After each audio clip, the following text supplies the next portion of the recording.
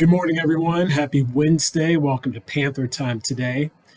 Today's Panther Time advisory lesson is going to be an opportunity to do a little bit of extended thinking and processing about some big ideas that are important to our school. We talk a lot about the three R's, but this is a good point in the school year to do a little bit of a deeper dive to talk about what those three R's mean. But most importantly, we're going to be talking about the power of words and actions.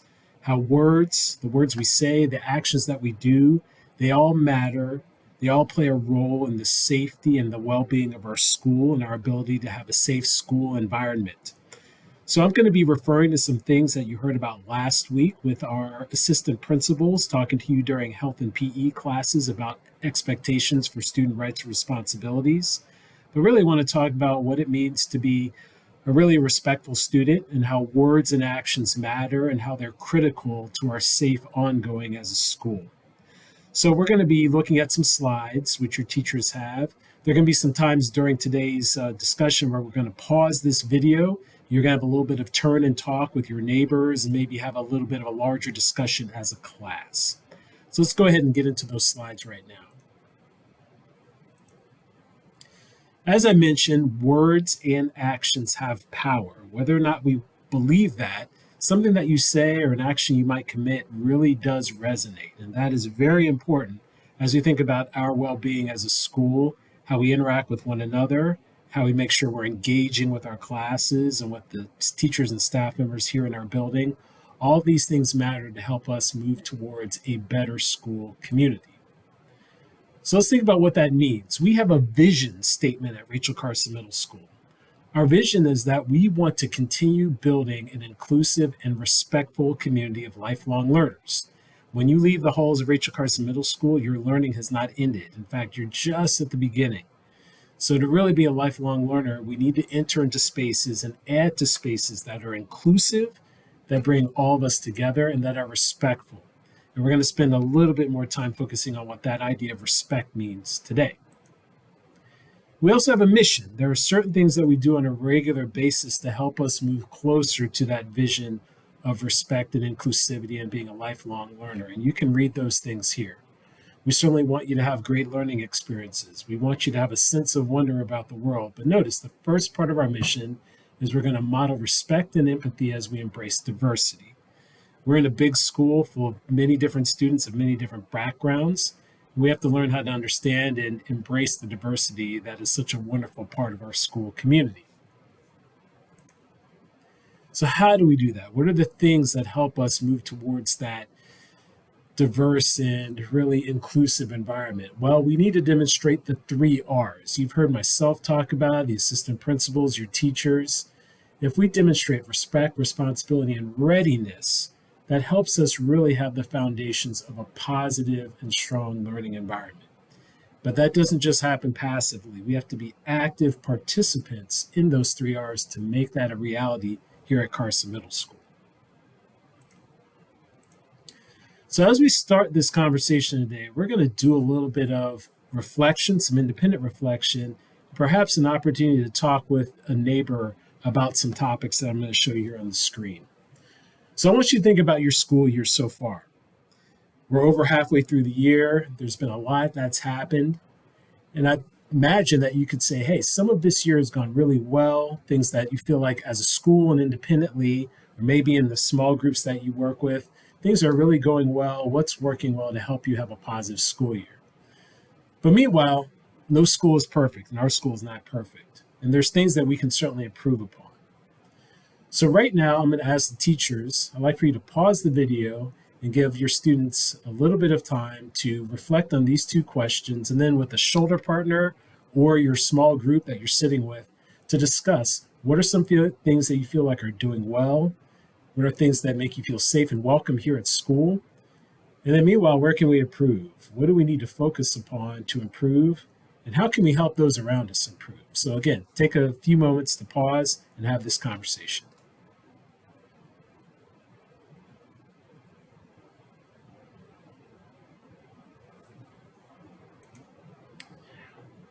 Now that you've had that small conversation with your shoulder partner, or maybe even as a whole class, let's start to drill down on those three R's.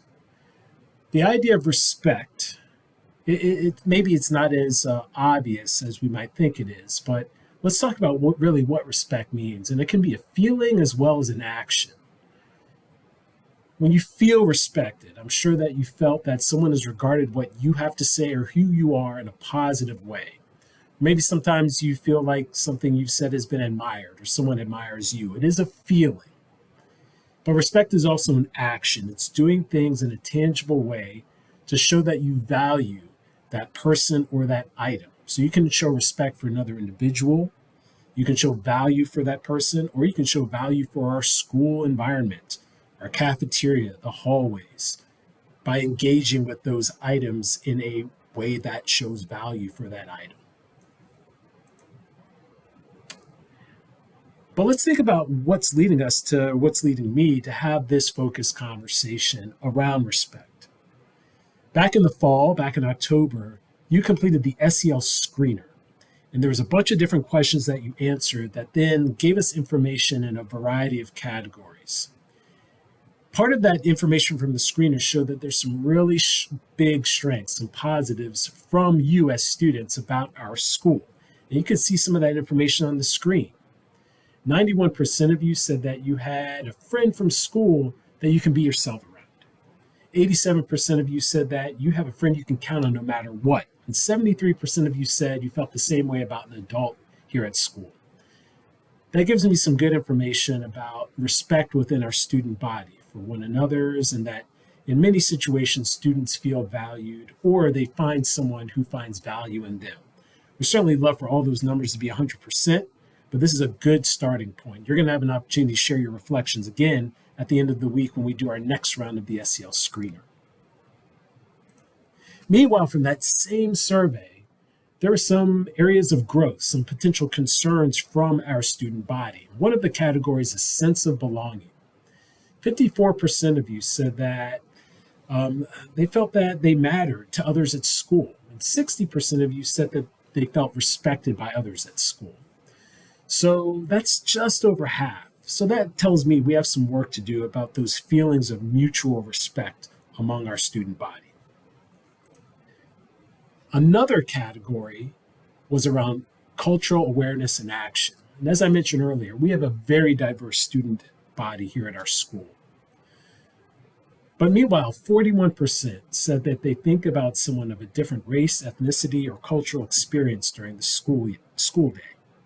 Now, maybe that's because we're so focused on our studies, we're not really worried about those differences that we see around us, but I think it's important to acknowledge that we do have a diverse community, and it is sometimes valuable to think about the shoes that other people walk in.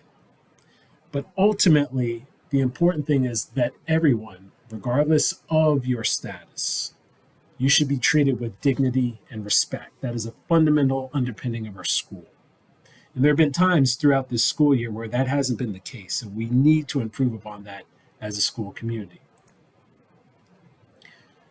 So here's an opportunity to have a little bit of reflection and again, another turn and talk. When it comes to thinking about where you might feel respected or where you see signs of respect in our school building, I want you to think about how you would rate us as a school with these 3 different questions. When it comes to respecting diversity, again, think about all the ways that we have differences in our building. How would you rate the language you hear at school? Are there times where you feel that you hear people using respectful language to those who are different, or is that not the case? How would you rate the behavior you see at school? Do you see people demonstrating that respectful behavior and engagement with one another? And do you feel that all people are treated with dignity and respect within this building? So at this point, we're going to ask you to pause once again, take a little bit of time to think on a scale of 1 being really low to 10 being high, excellent. Where do you think we fall in these 3 categories? So again, take a little bit of independent processing time and then share with a shoulder partner or perhaps as a whole class as your teacher directs you.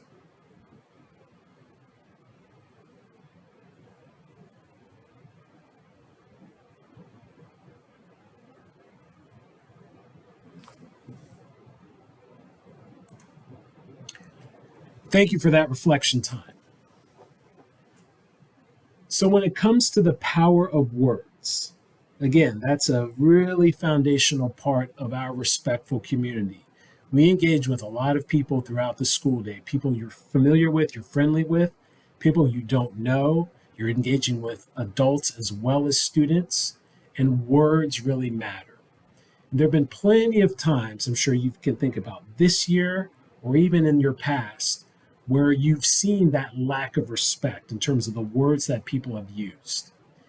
And I know I've heard plenty of times when I've addressed a student about something, oh, I was just joking, or oh, we were playing around. But take a look and silently think about this little quote caption on the left hand side of the screen. Be careful with your words, they can only be forgiven, not forgotten. Think about it to yourself for a minute. Does that quote really matter? How does it resonate with you?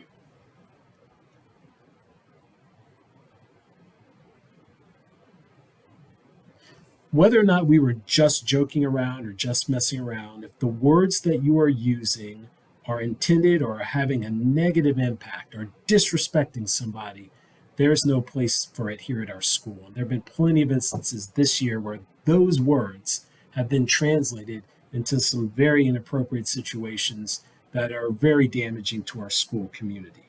So we have to be even more mindful about the power of the words that we use and how certain words, if they're intended to be harmful or demeaning, have no place here in our school environment. So that leads to, how does respect look when it comes to words? Here are two quotes here on the screen. And as you're looking at these, think about the type of respect, how you would want to be treated, and whether or not you're treating the neighbor around you or that person around you with that same sort of energy. How do you want to be treated when the moment comes where something matters to you?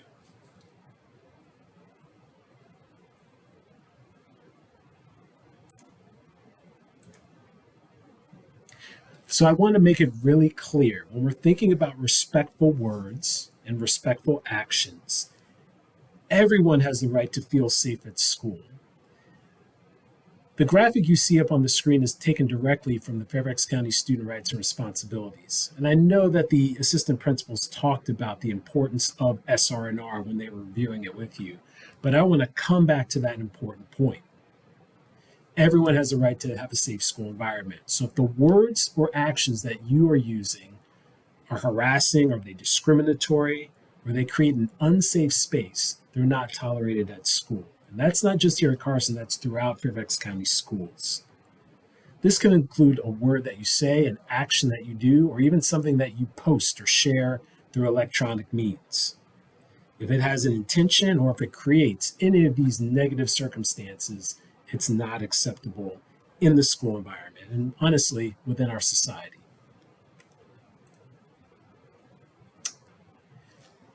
To take it a step further, you have a responsibility in your actions at school as well.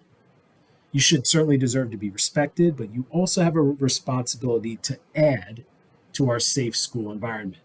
Because your purpose when you come here is to learn, and we need to be in a safe space so we can focus on our learning. So as you can see, there's another portion of the student rights responsibilities that I copied and wanted to highlight. And there are three things that I really want to emphasize. You must respect the authority of staff members here in this building. Yes, you interact primarily with your teachers, but you also have administrators, counselors, cafeteria staff, custodians, bus drivers, and many other staff. If a staff member has directions for you, if they're speaking to you in the hallway, even if you don't know them, especially if you don't know them, it is your responsibility to follow those directions. If you're not doing that, if you're actively not following those directions, that's a problem. And there's a consequence for that interaction. So make sure that when you are in class, when you're in the hallways, when you're in your spaces within the school day, you are following the directions of staff. That is responsibility of students. The second piece is what happens when we have a dispute or a conflict. That is human nature. There are times where we're not going to get along with someone else around us. However, it is a responsibility, if a dispute or a conflict happens, to settle that in a peaceful fashion or find a staff member who will help you find a peaceful resolution. If you're taking those actions into your own hands through fighting, altercations, any sort of physical activity, anything verbal that is threatening or demeaning, that is irresponsible, and that does not help with the safety of our school. And we've had plenty of situations of that happening this year. We need to make sure that we are handling any sort of conflict in a peaceful and proper fashion.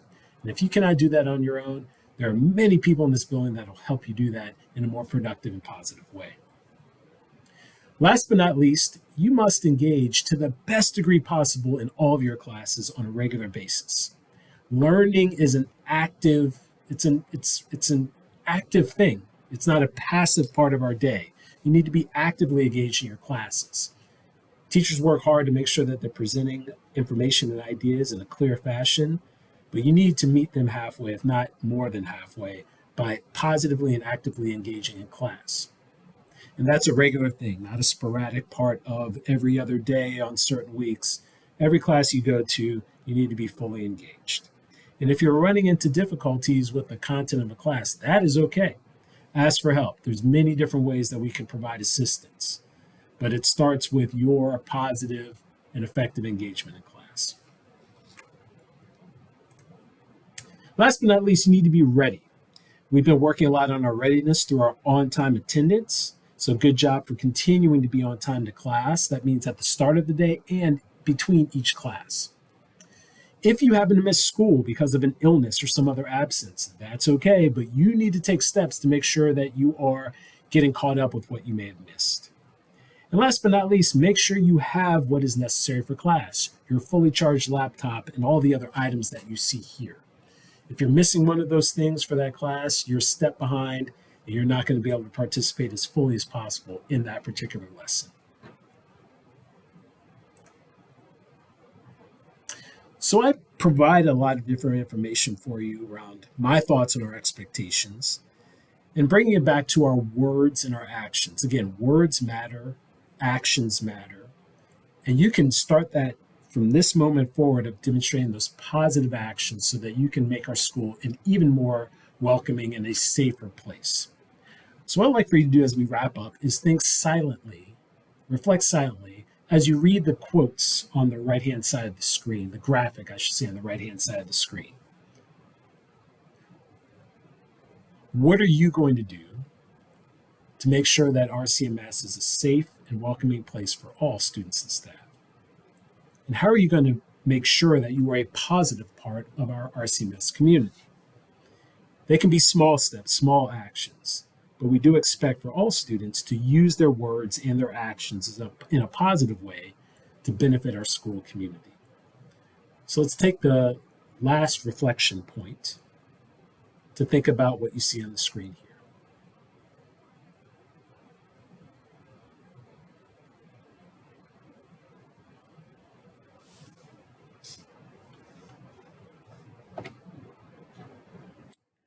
I do want to thank you for your engagement.